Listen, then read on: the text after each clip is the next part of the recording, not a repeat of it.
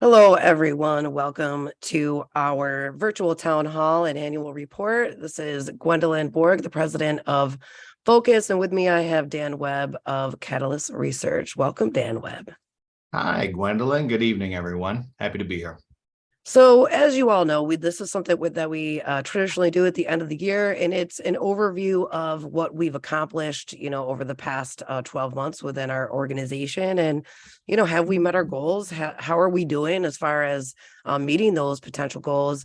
And this is what we wanted to do was create something brand new this year for you by having an annual report.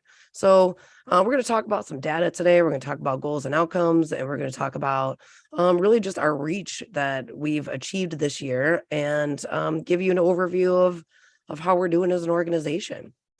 So Dan, you can go ahead and advance to the next slide, please. And I'm going to read this letter for just all the supporters and the partners that we have, and we're gonna get started. So, dear changemakers, since the COVID epidemic, where time stood still and our lives were forever changed, our youth have uncertainty on levels that never before existed. War is on the horizon, the next strain of COVID around the corner, the job field in utter disruption since remote work was tested and implemented. College degrees are no longer valid after 4 years because of how quickly technology is advancing in its fourth technology revolution. We adults were witnessing unprecedented times like never before, yet we can overcome. As you will see from our youth, this uncertainty of the times of mismanaged monies from corporations to award their stockholders, yet risking the health of the earth in the process, has opened their eyes to not continuing business as usual. Some youth will be strong and be the leaders in this next decade by putting their applied resilience into practice and become the change that they want to see. Yet some will crumble under the stressors we see here on a national and local level with compromised mental and emotional health and turn to substances to hide from the harsh reality surrounding them, choking out their last hope. Suicide is rising. Substances are becoming more lethal than ever as fentanyl is being mixed with everything from marijuana to prescribed anti-anxiety and anti-depression street counterfeits. What a world and what a crisis indeed. We can no longer turn the other cheek and tell our kids to get over it. We must be the change that they seek to ignite the flames of hope within them and become the community that supports them, empowers them, and stands in the gap of their now to their future. As the change makers I know you are, because you are reading this letter, don't let another day go by without getting involved, without acknowledging the teen you see cashing you out at the local grocery store and lifting them up in praise. Don't let another day go by not checking on your own kids as they isolate in their rooms and withdraw. Seek out opportunities at all costs. Our youth need us to listen. They have a voice, they have ideas, and they have concerns that they want to share without the platform to shout them. They're screaming from within for you to recognize the efforts that they make, from putting their shoes in the desired location at the front door to the passing grade they achieved after they were failing. Open your eyes and see them. Truly see them as our next leaders, fragile yet forged through our support and encouraged until they reach the peace and promises from within they so desperately seek. I challenge each and every one of you to seek out opportunities to uplift and engage our young people like never before. Make 2023 a year of recognizing the strength, fortitude, and purpose hidden within each and every one of our youth every day, and be the person they want to become. Mentor, lead, equip, and most of all, love. So let's move on into our mission and vision. Go ahead, Dan. Oh, I do want to recognize our board of directors. I do want to thank our vice president, Laura Coca, our secretary, Deb LeBounty, our treasurer, Jessica Mead, and the rest of our board members, Audrey Hammernick, Mackenzie Gowell from Depew High School, Deb Glani from Bank on Buffalo. And to overview as far as what Focus is, we started in 2017. Our mission is to prevent and reduce youth substance use within the community by reducing community risk factors that encourage substance use and promoting community factors, protective factors that minimize the odds of youth substance use. Our vision is a drug-free community, drug-free youth, and our tactics are through evidence-based, data-driven environmental strategies and federally approved strategic prevention framework. We create youth-centered, drug-free communities. Great. Thanks, Gwendolyn. So I'm going to pick up here and talk a little bit about how the Focus Coalition and other drug-free coalitions across the country effect change, and a little bit about data and outcomes. So for those of you that are not familiar with the process of program evaluation, I am the our company is Catalyst Research. We are the external evaluator for this Drug-Free Communities grant and many other drug-free communities grants as well.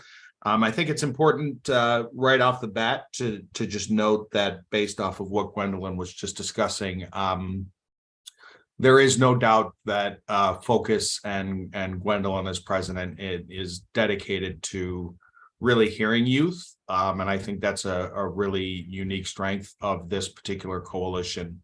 So what you'll hear a lot of that you don't hear from many other coalitions is the focus on the youth point of view and really meeting youth where they are and equipping them with the skills and knowledge to meet that, the mission and vision of the coalition. So I just want to kind of give a shout out because, every meeting that we have as a coalition is really, well, what about the youth? What are the youth saying? So I just think that's a really nice thing about how Focus operates.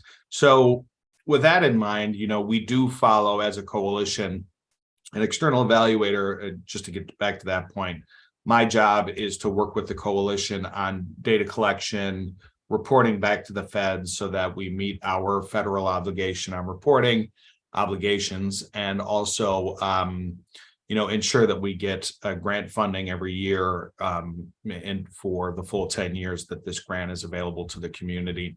And so we have to use these, and they are prescribed frameworks for effecting change in the community. And the first is involving what are identified as 12 community sectors.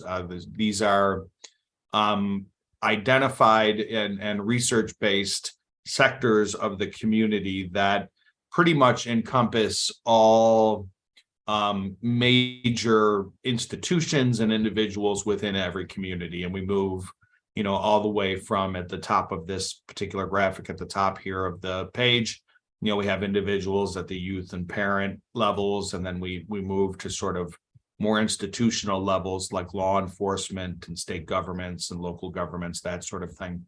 So the idea here is really to bring everybody to the table and have a diverse, inclusive coalition that really prioritizes youth and community healthiness in Lancaster, Depew. And we plan, and as Gwendolyn mentioned, using evidence-based programs.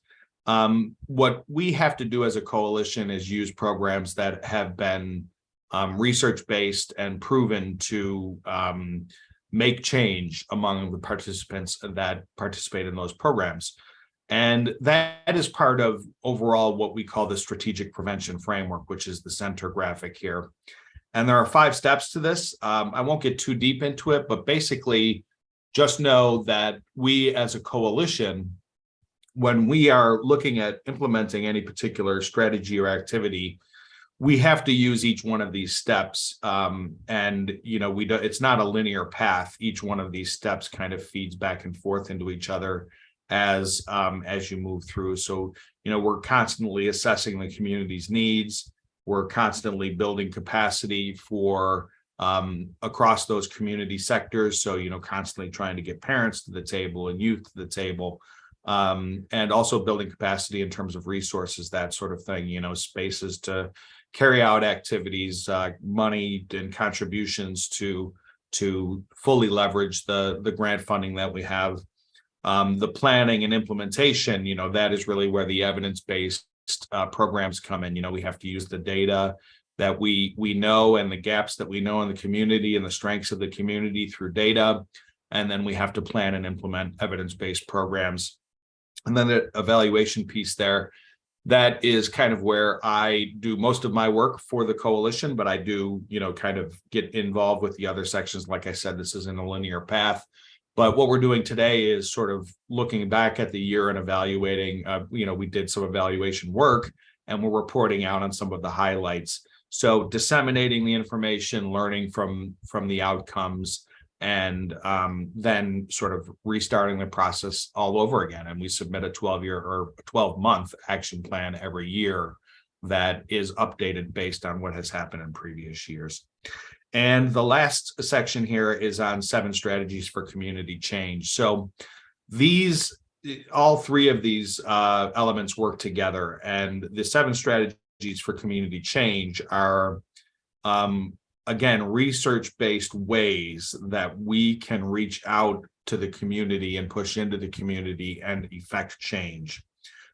These go all the way from general activities like providing information to individuals and enhancing skills of individuals to either refuse drugs or learn about what drugs and alcohol do to the youth brain development, all those sorts of things, all the way through modifying and changing community policies. So, implementing new school policies related to youth substance use and changing maybe consequences with law enforcement, that sort of thing. And that's the gold standard there, is modifying and changing policies. And it's also the hardest lift for coalitions to do. So this is the sort of the playing field that we have as a coalition. So sometimes people will say, well, why can't we do this as a coalition? Or why can't we do that as a coalition? And the short answer is that although we have some wiggle room, we are really bound within these 3 frameworks or these 3 structures.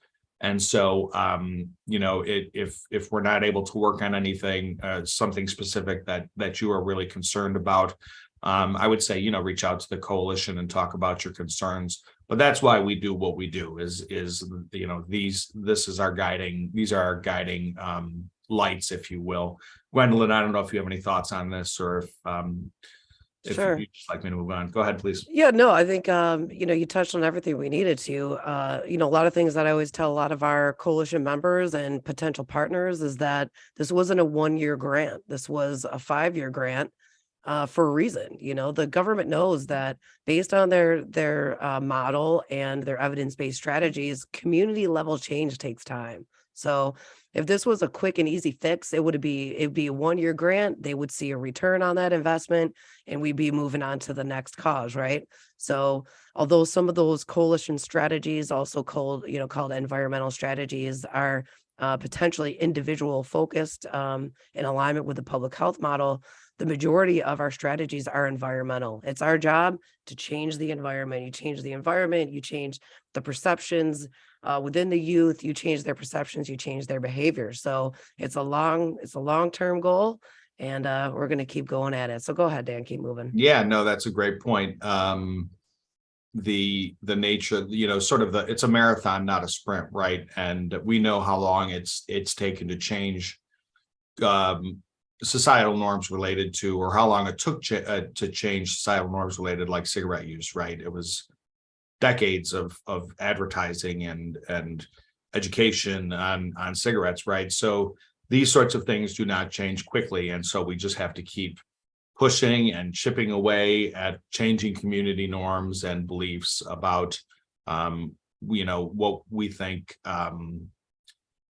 youth, how we can protect youth essentially from the dangers of substance use, and make our community a healthier place. So what I'd like to do now is talk about a few major goals and outcomes that we had for 2022. And so the first major goal was, and this is operational, but how do I say this in a simpler way? This is actually spelled out in terms of more of an objective where we can actually, this is measurable, right? So this is what we do as part of evaluation, is write these statements that we evaluate based on surveys and focus groups and qualitative data, right? So our first major area of concern was marijuana use. And of course, this is going to become more and more a hot button issue or an issue that we need to keep an eye on as there's legalization and retail access is becoming more and more prevalent, and it's right on the horizon. I think some dispensaries are already in operation, right? So the first goal of the coalition here is to decrease past 30-day marijuana use. So that's essentially saying current marijuana users in students grades 8 to 12 by 2% every 2 years. So what we administer a survey every other year, and that's why we have every 2 years. We administer a survey every 2 years. We are currently using a survey called the Community Level Youth Development Evaluation that is developed by our sister company, Catalyst Insight. And we first of all, I'd like to say that it's really commendable of not only Focus, but the school districts, the Lancaster and Depew school districts, for allowing us to survey students, just allowing us to survey students to begin with, but also during such a time of uncertainty and massive shifts in society, which we'll talk a little bit more on the next slide. But their commitment to youth is pretty evident in the fact that they let us into the schools and allowed us to collect information from students. And without them, we'd be in a tough place. So big thanks to the school districts within Focus's geographic area here. So we administered this survey in 2019 and 2021. And what we saw here, and there, we could probably do a full 2-hour session on just why this happened. Certainly the coalition contributed to this change, but there was a decrease from 12.1% of students saying that they used marijuana in the past 30 days, any form of marijuana, to 6.8% of students in 2021 saying they've used any form of marijuana in the past 30 days. This goes along with the national findings, which showed that there was the largest year-over-year decrease in substance use among youth during the pandemic. And of course, there are lots of reasons why that can and would happen when you have major restrictions on gatherings and severed ties in social circles, or at least partially temporarily severed ties, that sort of thing. So just a precipitous decline in marijuana use, and while we can't say the coalition is the reason for this, we can say that the coalition has been pushing into the community, doing a lot of work in this area, and contributed to this change. So we will keep an eye on these data as time goes on as well, because as things get back to quote unquote normal, we probably would expect to see this number go back up again before it goes down, but we will see. So our next, and Gwendolyn, if you have any thoughts on this, please feel free to jump in right, in the moment, or sure, yeah, no, keep going, we're good. Yeah, okay, cool. So goal 2, increase youth and parental sector stakeholders by 8 total individuals. So traditionally, coalition work, one of the toughest areas of recruitment to get people to get on board. We looked at the community sectors.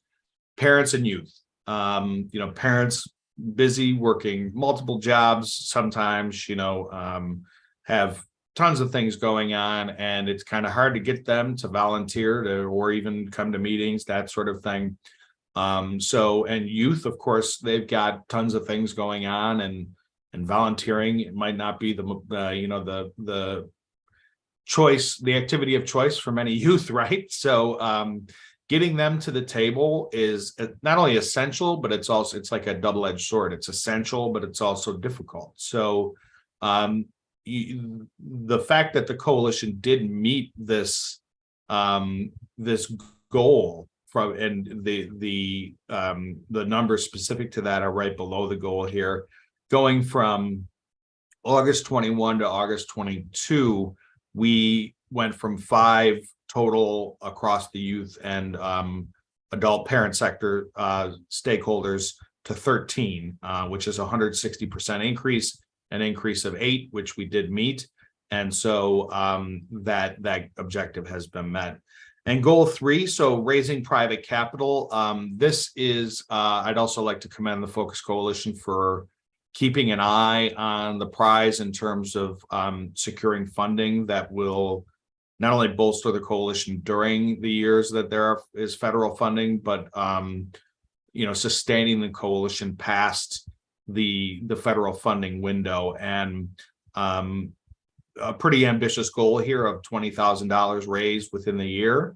The coalition did not quite meet that, but raising $7,800 in private capital, while it's 39% of goal, this is still a success, although we would say the objective wasn't met. It's really, with the programs that Gwendolyn has put in place that she'll talk about in a couple of pages here. These are really inventive and programs and strategies to bring people on board that are not used in a lot of other coalitions. So yeah, I'll interject you right there, Dan. Please go ahead. Go ahead, finish your point. I'm sorry. I was just going to say that in a lot of cases, you'd see that number be 0 of what the coalition raises in private equity. So, anything above that is a success. And the fact that we're almost, you almost got to $10,000 in the year is really great. So, yeah, please go ahead. Thanks, Dan. I appreciate that. I just want to make a comment on the goal 2, right? Increasing the youth and the parental engagement. You nailed it on the head when you said how hard it is, to get parents involved. There's a lot going on. Think about how crazy it's been since COVID, right? And just the schedules that families have had to rearrange, and maybe parents losing jobs or going remote. That is, before COVID happened, we were on a trajectory already. We had a youth advisory board. We had students from the Depew High School. We had students from the Lancaster High School. We were at the cusp of actually creating a focus club within the schools at both schools. So we were there, like we were right there. And then, COVID happened, and as the world shut down, even with the high achieving students who really had a passion for this type of work, who had passion for community engagement, they were privately texting me and saying, Gwen, I can barely keep up at school.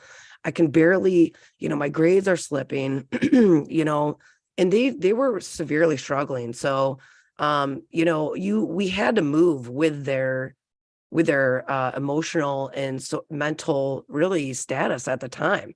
And at that point, it was like, okay, guys, we'll take the reins for a little bit, so you can, do what's most important for you, and then still engage them, still gave them opportunities for drug-free events and outreach events, and that kept them involved to where they could diffuse and just allow themselves to have fun and be kids in some of the hardest times of their life. So to your point, we're starting over. We have to start over again almost every year too, because you lose some of the seniors, and you got to get the freshmen back. So it is an evolving process. And nowadays you can't expect to get in and out of a lot of the schools. They won't even still let you in. So I'm very thankful for Depew. They do allow me access into the schools. I'm on the advisory board for the Academy Finance, which mentors a lot of the students as well. But you have to meet the kids where they are, and it's on social media. So that's been one of our greatest, I think, achievements and focuses to find them where they're at, which is online. So go ahead, Dan. Yeah, no, that's I think that feeds directly into our next slide, actually, or our next page of the annual report. So when we do our data analysis, let me just lay this out for you. We generally will start in terms of data collection with the youth survey, that the Clyde survey, this survey that I talked about, the districts allowing us to ask the students to complete. And it's, while, our version of the survey is shorter than some others that are out there, it's still a comprehensive instrument. There are 89 questions on the survey. So we're getting a really unique and, really wide and deep data set from our youth. It's really the kind of, I always say that, these surveys end up being the best youth data set that you'll have for your community. And I think it's also important to say that while we do administer that survey in schools, it's not a school survey, right? So the survey is not saying that, Lancaster kids are, using drugs at this particular, in school, that sort of thing.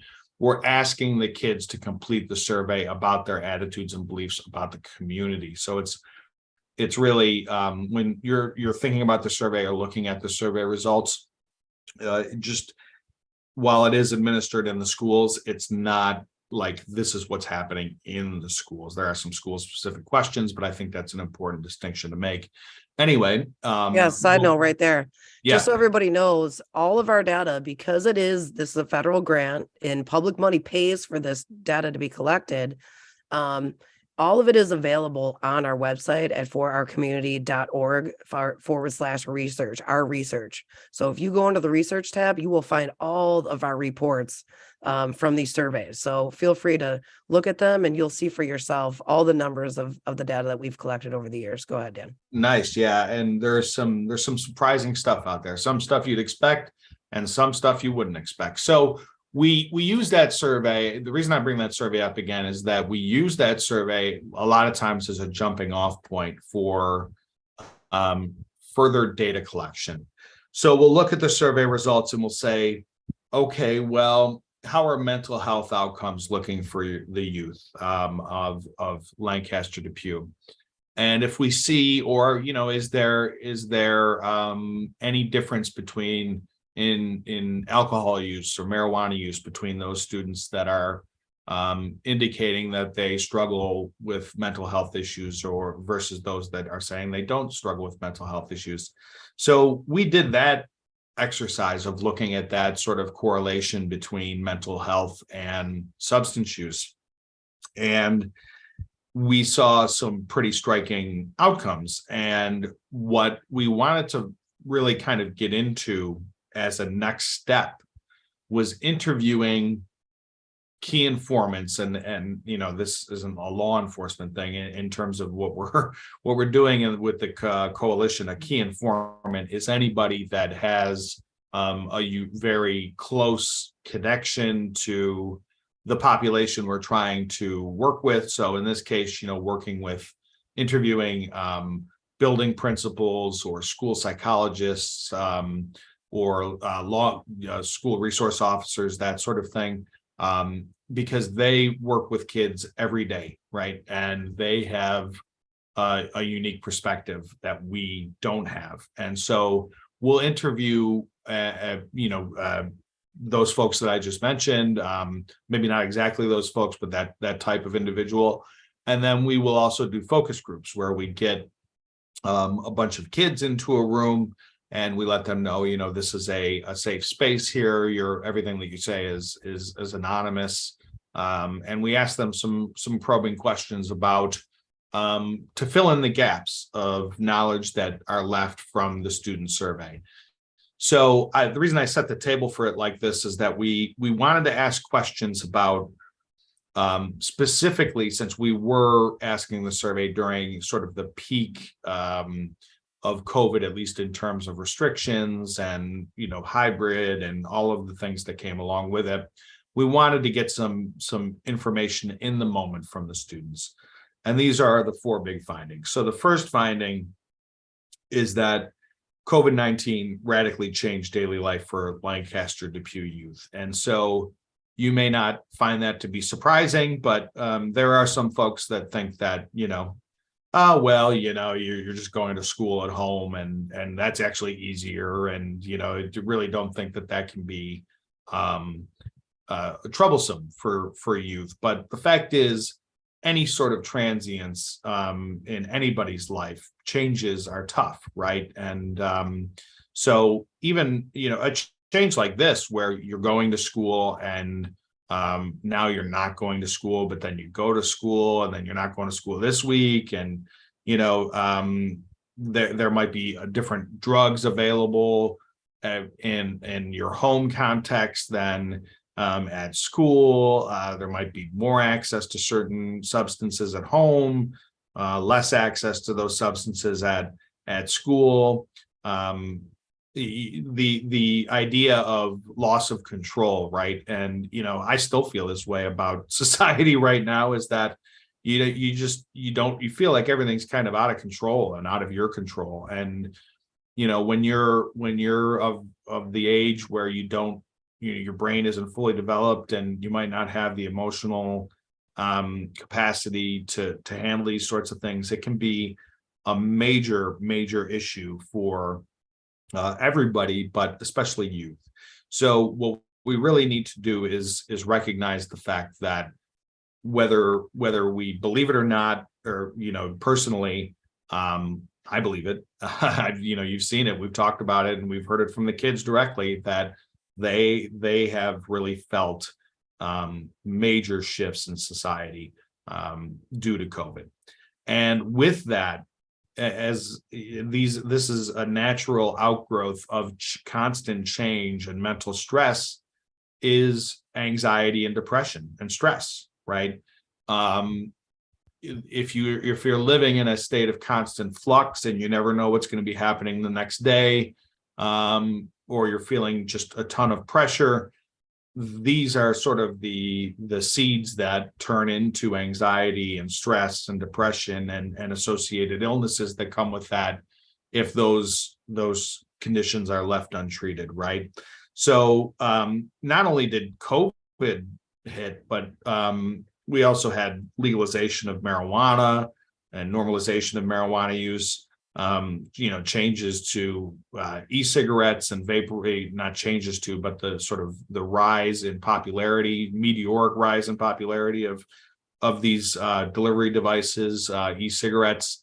And so, students are feeling much more peer pressure for substances that maybe are not your sort of traditional peer pressure areas, and, social anxiety. So, going back into the classroom, or talking to friends in small group settings, if you're not you're not the most social butterfly out there, getting back into those situations can be very stressful. So and as somebody with anxiety, I know what that's like. So we have to recognize that for the kids too.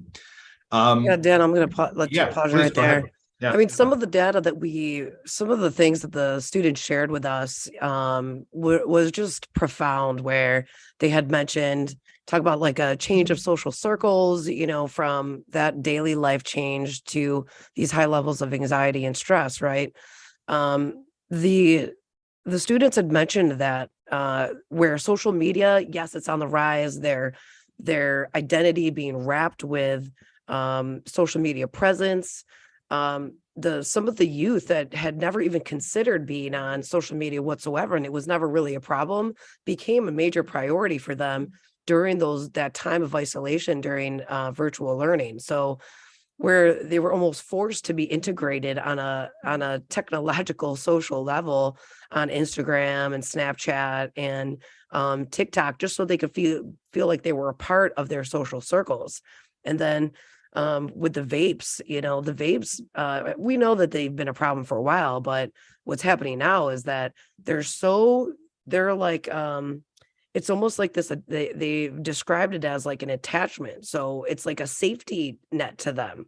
So it became a safety net to them during these virtual learnings, to where now they're hybrid or they're in schools and they carry that around with them all the time because they can hit it anytime they want. It's always with them. It curves their anxiety, which is intense to think about, but it's true, because you can reach it, you can grab it, and you can take it with you. And then another thing that we've heard from some of our key informants talk about, that from total virtual to hybrid to full back in school, there was some of those people had mentioned that they've lost 2 years of social maturity.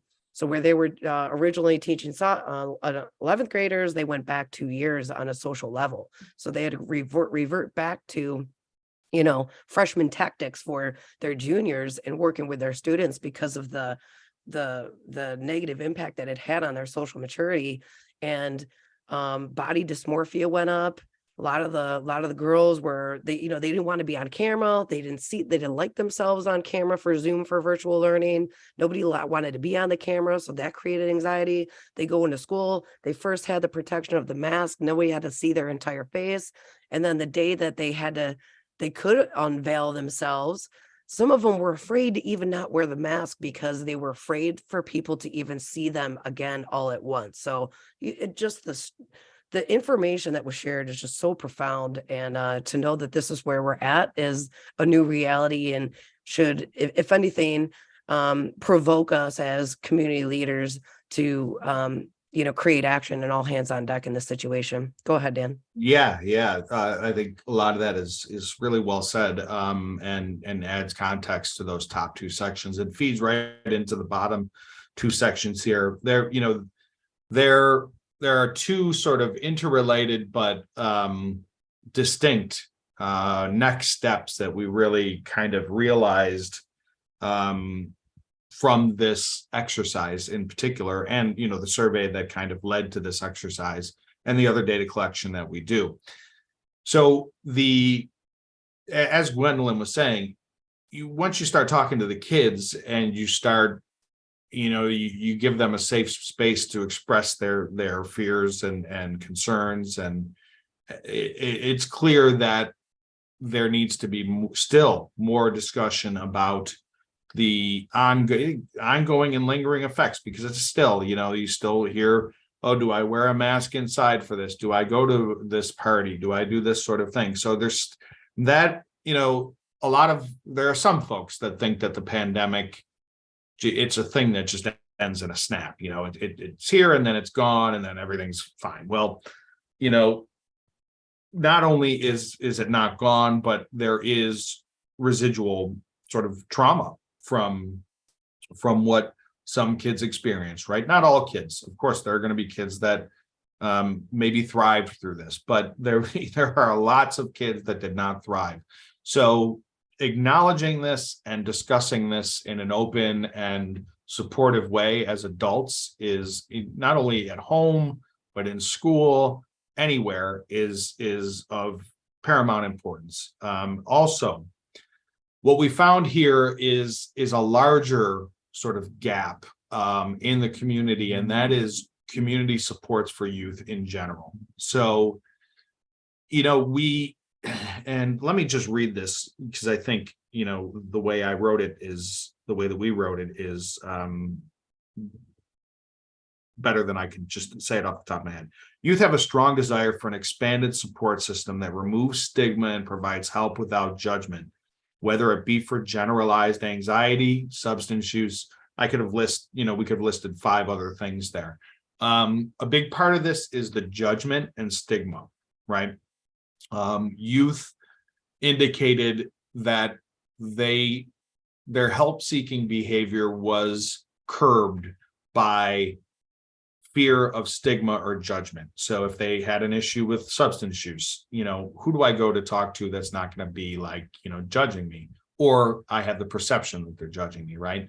Mental health, big thing, that we have to talk about here. And it's interrelated with COVID and substance use, but just mental health supports in general. If I'm feeling down, if I'm feeling like God forbid, I'm thinking about hurting myself, who can I go and talk to? And, what we found here is that a lot of youth do not have a clear person that they feel that they can go to for this. And so, this is perhaps one of the most striking outcomes.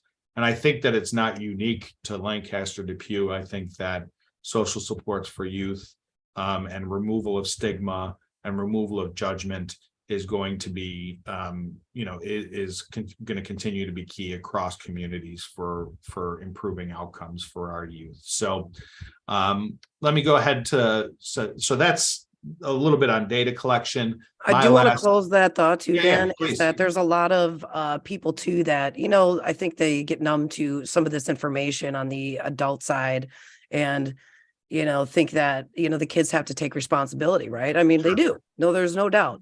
And what the youth are acknowledging is that they are willing to take responsibility. They just need support. So, that I just want to put that out there because these youth are very smart. They're willing to do whatever it takes, and they would really prefer to empower each other. So we're going to be looking at, creating more of those peer-to-peer type of support programs, hopefully within the school district in 2023. Go ahead, Dan. Right. Well, yeah, I mean, and if you're 14, 15 years old, there's only so much we could really, as adults, expect you to, take responsibility for anyway. You're just a kid, right? Mm-hmm. So, and that goes all the way up to, you're still a kid at 18, right?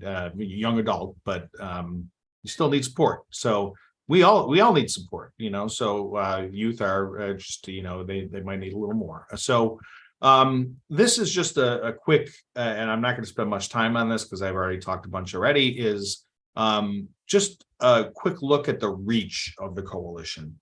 So what we have to do as part of our federal reporting is talk about how many activities we offered, how many adults we reached, youth, that sort of thing.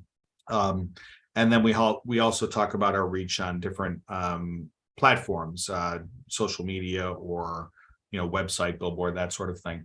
So 182 activities offered over the course of the program year. And so, that is just a ton of work by the coalition. And that goes from everything from providing information. We looked at those 7 strategies for community change, providing information, getting information out there to the community to changing consequences for substance use. So actually working with schools and law enforcement and others to change the way that we deal with youth who are caught using vapes, that sort of thing. 14,000 plus adults reached. There's that. What's the population of Depew is like 16 or 17,000. So one full Depew, and of course this is across 2 communities. But the fact that we got almost 15,000 adults reached through community events, direct outreach, educational sessions, and more, that is an excellent outcome as well. And 10,500 youth reached. So a lot of times you'll see that number be pretty low for coalitions in terms of reach. But when Gwendolyn tells you about the really cool things that they cook up for the youth to get involved in, it's not surprising to see that number as high as it is. So Facebook, TikTok, so focus is on all the major social media platforms. The largest in terms of followers is Facebook. That's also the largest in terms of reach. About 24,000 reached in 2022. This comes directly from the analytics data that are available for each one of these platforms. So you'll see that there is a bit of differential reach, ranging from the high of Facebook to the, I guess we'd call it the low of Twitter. But still, when you do you're going to probably reach some folks that just use Twitter and they're not on Facebook. So you have to use this multi-pronged approach. The Focus website, gets a lot of hits for a coalition website. 1,000 hits per year is a nice number for a coalition website. The billboard, there's one billboard in 2022. And we go by the numbers that the vendor gives us for the number of cars that pass by. It's kind of hard to determine how many people actually looked at the billboard, right? So we just go with what the numbers they give us, and a total number of 1,400,000 plus impressions or potential impressions for cars that had passed by the billboard. And 6 news stories in the paper, and 70,000 average reach for the paper. So what you're looking at here is literally when you get across all of these different activities and platforms and media, these different ways to reach folks, you're looking at 20, 30, 40, maybe up to 100,000 people that got the message about Focus in some way, right? So well beyond the community of just Lancaster Depew. So that's a little bit about the reach. So Gwendolyn, I'll toss it back to you. I don't know if you have anything on this slide or you just want to go on. Oh yeah, that was just actually on my insights on the website the other day. I mean, we're at about 2,000 views on average on a monthly basis. So we're probably double that these days. It's we do a lot of work in social media. We're constantly online, and we have to. And even in our TikTok followers, I'm going to show you in the next slide kind of what we do to reach those, reach that audience. But even those followers, they're not just anybody. Those are specifically Lancaster Depew youth, ages 13 to 18. So you can't get any more specific on our reach. And it's kind of a sneak attack into trying to be able to reach them through a little campaign that we do over the summer. So go ahead, Dan, you can proceed. So we're just going to go through, a little bit about, I'm talking about this, right, Dan? Is that the plan? Yep, I think this is back to you. All right. So a few things that we do as far as the activities to reach the community, parents, all those sectors that Dan talked about. We do 2 impact conferences a year. So one in the spring, one in the fall. And those conferences just in itself are really adult oriented. They're parent oriented, they're business owner oriented, non-for-profits. And the whole goal is to share the data that not only we know about the next generation coming out of high school and into the workforce, but just the general millennial and the Z's, what their requirements are of us as business owners and community leaders. They want to give back, they want to have a purpose. And so we have anywhere from, our Senator Gallivan to community responsible, the social responsible officer from Bank on Buffalo, our Erie County Sheriff's chief for community services, Mitch Martin, Andy Mercado, senior manager of community outreach for all of TOPS, Glenn Jackson from Bank on Buffalo, the chief diversity officer. The whole goal is to educate our community on what are the needs of our next generation and how can you serve them as they get out of high school and help them and support them. So I highly suggest come to those panels and see what it's like, to be ready to embrace, the needs of our youth as they graduate. For the Impact Awards, we honor people on an annual basis. It's anyone from this past year. This happens at the end of the year. And these are people in Western New York, but we honored Mary Alice Demler from Channel 2, Carrie Meyer from Independent Health Foundation, Deb Glowney, she's also a board member from Bank on Buffalo, Sally Yagaric, she's retired, Erie County Prevention Council professional. She did a lot of this work before me. And the list goes on, Andy Privatera, Chick-fil-A, they have a huge community outreach. Eileen Cartonia, major force of nature with the School of Depew and working with the students. Elle Robinson, Rebecca Rose Recovery House. He was on the news helping 130 people, into his building during that last storm. Jeff Kupka from the Boys and Girls Club, Lynn Ryback, Tana Chikwaga. These are people that come together and support the community in general, and they support our efforts as well. Go ahead, Dan. So that's on an adult level to be able to provide information and get the word out on what the needs of the youth are from our data. And to reach the youth, we do everything from our annual Glow Fest. It's a music fest in Como Park every year. It's one of our, premier drug-free events. We have TOPS as a partner, Chick-fil-A as a partner. We have a DJ. We have, little quizzes that about substance use, about marijuana, little statistics that may be a rebuttal that a student would normally, think that they'd got us parents. And they win, gift cards. We give out hundreds of dollars of gift cards. And it's just a way for our kid to be a kid. We've had on average about 100 youth directly from our communities that attend this particular event. And youth also volunteer and support.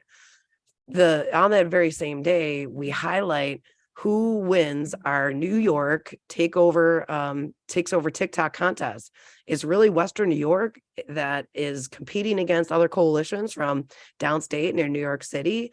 And the panels between both coalitions and both sides of the state, we all decide on who's going to win this contest. And it's basically very simple. The youth submit a video on TikTok, no drugs, no alcohol, no swearing in the music, just being a kid. It's very, very simple. It's called pro-social involvement, using a platform that is typically could be seen as a maybe disadvantaged approach for social involvement. And we're creating it as a pro way for kids to just be engaged with each other and work together. And we give away $1,000. So we've done this for 2 years. We do a major media campaign at the time between the radio and a lot of digital advertising to the youth within our community, specifically in Lancaster and Depew, on Snapchat, Instagram, YouTube. We reached tens and tens of thousands of people. And for the past 2 years, our kids from Western New York have won. So that's been amazing. And then another thing we'll do between, our little mini golf tournament in the summer, we also do outreach events to engage the youth as well during the winter months. Like we're preparing for right now, like an escape room. So we'll go to the mall, the Galleria Mall, we do an escape room, some virtual reality. We rent a party room. We get Chick-fil-A donated. Everything's free. And it's just an opportunity for the kids to come with their parents. And we get to just rub elbows together, talk about what we do, and hang out with the kids, and they could talk to us and tell us what, is going on in their life. So it's an amazing opportunity to engage with these youth. And I would say on average with those outreach events, we reach about 20 students each time. So we're constantly out there and we ask the kids what they want. So this is what their needs are, and this is what they've required. And a few highlights of 2022. What's next, Dan? Okay, so sustainability, and we'll kind of get through this pretty quickly here, but as Dan mentioned, the grant that we are currently operating on is a 5-year grant. We can apply for a continuation grant, which would be another 5 years. So all in all, you got a shot at 10 years of funding, but the whole goal every single year is to have whatever you're requesting from the federal government, that you find supports in the community to match that request, right? And every year that match gets higher and higher and higher. The percentage gets higher because they want us to constantly be thinking in the future, how can we be sustainable without the federal money? So we designed what's called the Legacy Partner Program. People in the community who want to make a statement that they want their legacy to be to support our youth and addiction prevention by creating the Focus Foundation for Addiction Prevention. So we currently have, two levels between the Gold Legacy and the Platinum Legacy partners. And these are people that have committed to putting their hard-earned monies into this foundation. And the goal is to get us to 100,000. And we can work with Greater Community Foundation. And the way that they do it is, the minimum's 100,000 and you get 5.25% back on interest every single year. It never goes away. It'll be eternal funding. So the more that we can bulk into that foundation account, the more money that we'll be able to extract from that. And no, it's not going to pay for staff. It won't be able to pay for anything like that, but it will keep our website live with all the data that we've collected, all the research, the strategies that you need to be effective. So even long after I'm gone, someone can take the torch and keep working forward and creating that drug-free community that we're looking for. So I do want to thank all of our partners on both levels. Go ahead, Dan. So like he said, we're 39% towards that goal, right, that we were looking for this year. We do have, between the federal grant, $125K, we get about $2,500 from the state. We haven't been able to get any money from the county and through their communities grant program since 2020. And so really any monies that we collect is all through fundraising, and it's through, nobody pays. The students don't pay for any of these events, these outreach, these events that we do. We pay for that. We don't want money to be a barrier, right? So the whole goal, though, is to build that money up in that foundation account. So ways that you can help is become a legacy partner, and you'll get a plaque, you'll get a certificate depending upon the level. We'll give you media press, you'll get on the website, you'll have access to that big reach that we just talked about.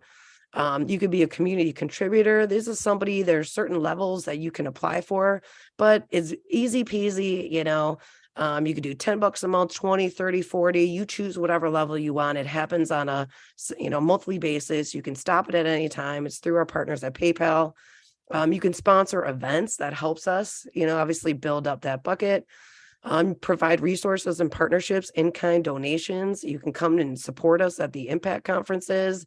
Like us. Oh my gosh, the very few things. Like us, share us, follow us on social media.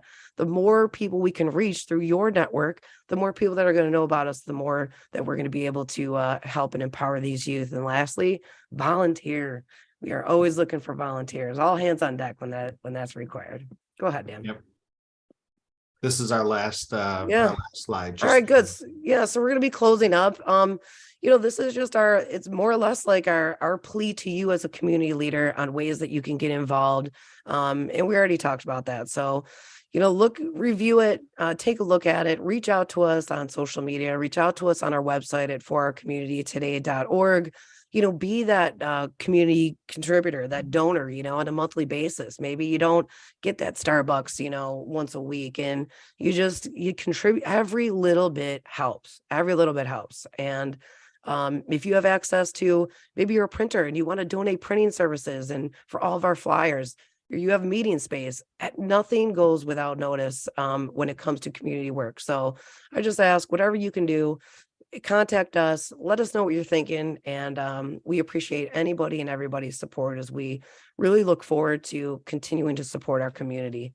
I do want to thank, Dan Webb from Catalyst Research. He is a huge partner for us as we, we're not just, throwing spaghetti at the wall and hoping that it sticks, right? Everything that we do has to align with those, evidence-based, data-driven strategies. And he's the guy that helps formulate. Not only does he help, create the data, the surveys that we need, and take those surveys and break them down into bite-sized pieces so we can understand what we're looking at, but he also helps create the themes and the questions and that we have to ask the students in our focus groups and the key informant interviews without leading and giving information out. So he works tirelessly hand in hand with me, which is not easy to do because I am very driven when it comes to certain things. And I'm like, well, what about this? So Dan, thank you so much for your partnership. And any last closing thoughts as we close and we move into 2023? No, the feeling's mutual. Thanks for having me. And I do work all over the place, but this is my home community. And it really means a lot for me to be involved with this project. I'm a Depew alum. Go Wildcats, no offense to our friends, the Legends. But I'm just very, very excited always to work with Gwendolyn and the Focus Coalition. So thanks, Gwen. Thanks, Dan. All right, everyone. Well, we'll see you next year for the virtual town hall and our annual report as we, report on what kind of community impact we made this year. And please get engaged.